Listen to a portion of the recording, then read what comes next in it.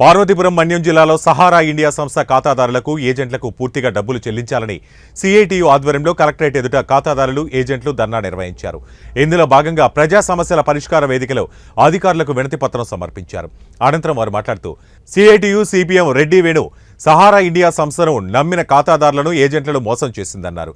తమ సంస్థలో డబ్బులు పెట్టుబడి పెడితే అధిక లాభాలు వస్తాయని ఆశ చూపి ఏజెంట్లు ఖాతాదారుల నుంచి వేల కోట్ల రూపాయలు వసూలు చేసి నేడు రోడ్డున పడేసిందన్నారు.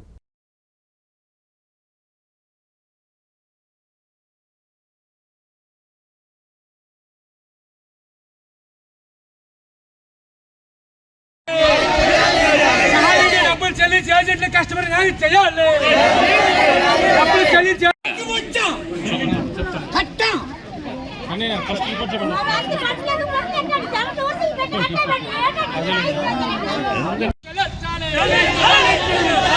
గైడ్లైన్స్ ప్రకారం సహారీ కస్టమర్ డబ్బులు చెల్లించాలి.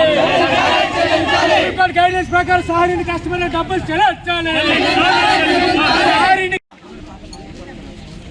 కస్టమర్లు ఏజెంట్లు సహకారంతో లక్షల కోట్ల రూపాయలు సేకరించారు. ఈ డబ్బంతా కూడా సహారా ఇండియా సంస్థలో పెట్టుబడి పెడితే వాటిని వేరు రూపాల్లో యాజమాన్యం మలుచుకొని ఈ డబ్బులు మొదట ఎక్కువ వడ్డీలు ఇస్తానని చెప్పేసి ఆశ చూపి సేకరించి ఆ డబ్బుల్ని మొదటి దశలో ఇచ్చి తరువాత ఇవ్వకుండా చేసింది. 2012 తరువాత ఈ డబ్బుల్ని చెల్లించడం ఆపేసింది. ఆపేసినప్పుడు వీళ్ళంతా ప్రభుత్వం దృష్టిలోకి తీసుకెళ్లారు ఏజెంట్లు, కస్టమర్లు. ఆ రోజు సెబీ కానీ సుప్రీంకోర్టు కానీ చెప్పింది ఏమిటంటే వీళ్ళ డబ్బులు ఎంత ఉన్నాయో డబ్బులంతా కూడా 15% వడ్డీ వేస్తూ వీళ్ళకి చెల్లించాలని చెప్పేసి నిర్ణయం చేసింది. అది చెల్లిస్తానని చెప్పేసి యాజమాన్యం చెప్పింది. దాన్ని సంస్థని పేరు మార్చేసి క్యూషాప్ కింద మార్చేసి అందరికీ డబ్బులు చెల్లించామని చెప్పేసి సుప్రీంకోర్టుకి తప్పుడు ఆధారాలు చూపించింది. సుప్రీంకోర్టు కానీ ఆ యాజమాన్యాన్ని అరెస్ట్ చేసింది. అరెస్ట్ చేసిన తర్వాత వాటిని సెక్యూరిటీ డిపార్ట్మెంట్గా పెడుతున్నామని చెప్పేసి, కోఆపరేటివ్ సెక్యూరిటీగా పెడుతున్నామని చెప్పేసి, సొసైటీలుగా పెడుతున్నామని చెప్పేసి కోర్టును నమ్మించి ఈరోజు ఆ డబ్బులు చెల్లించకుండా యాజమాన్యం నిర్లక్ష్యం వహిస్తున్నది.